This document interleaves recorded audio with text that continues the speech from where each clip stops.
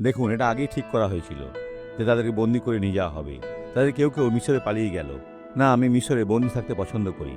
সেখানে আমার সাথে ভালো ব্যবহার করা হবে। নবুকদনেছরের হাতে বন্দী থাকার চেয়ে যেরেমিয়ার মাধ্যমে ঈশ্বর কি উত্তর দিয়েছিলেন, এটা লেখা আছে যেরেমিয়া 42-11 পদে।